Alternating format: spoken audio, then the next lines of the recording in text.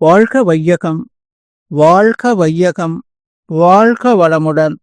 அருளாசன் அருள் தந்தை வேதாத்ரி மகரிஷி அவர்களும் ஒட்டுமொத்த மகான்களும் இறைநிலையும் என்னுள் சூக்குமமாக எழுந்தருளி இன்றைய நாள்காட்டி வரிகளுக்கான கவிவரிகளையும் அதற்கான விளக்கத்தையும் சிறப்பிக்க வேண்டுமாய் சங்கல்பம் மேற்கொள்கிறேன். அனைவரையும் பணிவோடு முதற்கண் வணங்கி ஆரம்பிக்கலாம் என்றிருக்கிறேன். அனைவருக்கும் இனிய காலை வணக்கம். வாழ்க வளமுடன். சாமிஜியினுடைய இன்றைய நாள்காட்டி வரிகள், நான் யார் என்பதற்கு விடை கிடைத்தால் தெய்வங்களை அறியலாம், மெய்ப்பொருளை உணரலாம் என்று சாமிஜி நமக்கு இந்த நாள்காட்டி வரிகள் கொடுத்திருக்காங்க. இதற்கான கவிதை வரிகள்: ஆன்மீக அறிவு கொண்ட ஆர்வமோடு என் அறிவினில் அன்போடு இணைந்து கொண்ட அறவோர்கள் நண்பர்கள், மேன்மையுள்ள அன்பர்களே, உங்கள் அன்பு என்றுமே மிகச்சிறந்து வளம் பூங்க வாழ்வென வாழ்த்தி மகிழ்கிறேன். நான் என்பது அறிவு, அது சித்தவெளி மெய்ப்பொருள். நல்லுடலை பேரியக்க மண்டலத்தை ஆட்சி செய் வான்காந்தம் ஜீவகாந்தம் வல்ல வகை நோக்கிடில் வழி வேறு இல்லை தெய்வம் அறிவு இவை உணர்ந்திட. ஏனென்றால் மெய்ப்பொருளை எங்கும் நிறை பெருவழி இதனோடு வெண்சுடலின் அலையிணைந்து உறைந்திட. ஆன்மாவாய் ஆகும் ஜீவகாந்தம் உடனெனில் ஐயமில்லை விண் உயிராம் இயல்பு சுழல் அலையதாம் என்று சாமிஜி நமக்கு இந்த கவிதை வரிகள் கொடுத்திருக்கிறாங்க. நாம புரிந்து கொள்ள வேண்டியது என்ன? இறைநிலை தன்னிருக்க சுந்தரத்தின் ஆற்றலாத இறை துகள் இறைநிலையிலிருந்து சுத்தவெளியிலிருந்து சிவபலத்திலிருந்து வெளியேறிக் கொண்டே இருக்கிறது. அந்த இறை துகள், அந்த விண், அந்த ஒவ்வொரு இறை துகளினுடைய மத்தியில இறைநிலை இருக்கு, அது சூழ்ந்து இறைநிலை இருக்கு. மத்தியில் இருக்கிறது விளக்கும் ஆற்றலாகவும், சூழ்ந்து இருக்கக்கூடிய இறைநிலை சூழ்ந்து அழுத்தும் ஆற்றலாகவும், அந்த இறைநிலையே ஒவ்வொரு இறை துகள்களுக்குள்ளும் மத்தியிலேயும் சூழ்ந்தும் இருக்கிறது. அந்த இறை துகள் இந்த பிரபஞ்சம் முழுவதும் இருக்கக்கூடிய கோடான கோடி சூரிய குடும்பங்களாக இந்த பிரபஞ்சம் முழுவதும் நிறைந்து இருக்கிறது.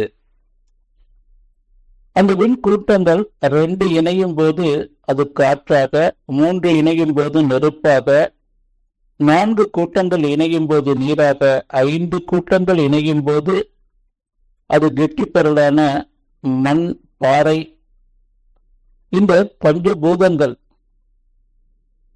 விண் கூட்டத்தினுடைய இணைப்பு தான் இந்த பஞ்சபூதங்கள். இந்த நிலம், நீர், நெருப்பு, காற்று, விண் என்று சொல்லக்கூடிய இந்த 5 பூதங்கள் தான் இந்த வான்காந்தம், இந்த பிரபஞ்சம் முழுவதும் காஸ்மிக் எனர்ஜியாக அழுத்தம் ஒளி ஒளி சுவையாக தன்மாற்றம் பெற்று வான்காந்தமாக நிறைந்திருக்கிறது. இந்த பாறைகள் 5 விண் கூட்டங்கள் இணைந்த அந்த மண் தன்மை கொண்ட அந்த பாறைகள், அதனுடைய இடுக்கிலிருந்து முதல் தோன்றியதுதான் அந்த அமீபா என்ற தாவரம். அது இன்றைக்கு எண்ணற்ற காடுகளாக இன்றைக்கு உருவாகியிருக்கிறது. அடுத்த பரிணாமமான புழு, அதற்கு அடுத்த பரிணாமமான எறும்பு, அதற்கப்புறம் பாம்பு, அதுக்கப்புறம் விலங்கு. அந்த விலங்கின வித்திலிருந்து தோன்றியவன் அந்த முதல் மனிதன். முதல் மனிதன் தொற்று இன்று பிறக்கக்கூடிய குழந்தை வரை ஒட்டு மொத்தமும் இந்த பிரபஞ்சம் முழுவதும் ஒரே இணைப்புல இறைநிலையே விளக்கும் ஆற்றலாகவும் சூழ்ந்து அழுத்தும் ஆற்றலாகவும் இயல்பும் இறைத்துகளோட உயிர் ஜீவன்களுக்குள்ளும் அதே போல ஜட பொருட்களுக்குள்ளும் இயங்கிக் கொண்டிருக்கிறது. ஜீவன்களுக்குள்ள இருக்கக்கூடியது ஜீவகாந்தமாகவும், ஜட பொருட்களிலிருந்து வரக்கூடிய அந்த காந்தம் வான்காந்தமாகவும் எரிந்து இன்றைக்கு நாம வான்காந்தம் ஜீவகாந்தம் என்ற அளவுல நாம அதை இணைப்பை ஏற்படுத்தி கொண்டு வாழ்ந்து கொண்டிருக்கிறோம். இதுதான் இறை உண்மை. இறைநிலை தவத்துல இறுதியாக சாமிஜி சொல்லுவாங்க, இந்த தவத்தை ஏற்றி வந்தால் இறைநிலையே பிரபஞ்சமாக தன்மாற்றம் பெற்ற பேருண்மையும் அதுவே தானமாக இருக்கக்கூடிய காட்சியும் அகத்துணர்வாகவே நிலைத்துவிடும். இந்த காட்சியில்தான் பேரியக்க மண்டலம் முழுமையும் இறை துகள்கள் என்னும் காந்த ஆற்றல் நிரம்பி இருப்பதும், இந்த காந்த ஆற்றல் மனமாக இருப்பதால் ஒரு ஜீவனின் மனமானது பேரியக்க மண்டலம் முழுமையும் உள்ள எல்லா ஜீவன்களுடனும் இணைத்து கொண்டிருப்பதும், ஒவ்வொருவருடைய கருமையும் தனித்தனியே இயங்கிக் கொண்டிருந்தாலும் அவை அனைத்தும் இணைந்து ஒரே கோர்வையாக செயல்பட்டு கொண்டிருப்பதும், எல்லோருடைய உணர்வும் அறிவும் பல்லாயிரம் அலைகளுக்கு அடித்தளமாக உள்ள கடலீர் போன்று ஒன்றாக அகக்காட்சியாகும். இந்த காட்சியில்தான் மனித மனம் மதம், அரசியல், பொருளுடைமை என்ற பட்டுதல்களிலிருந்தெல்லாம் விடுபட்டு அன்பும் கருணையும் இணைந்த பேரறிவாக ஒளிவிட்டு வீசும்.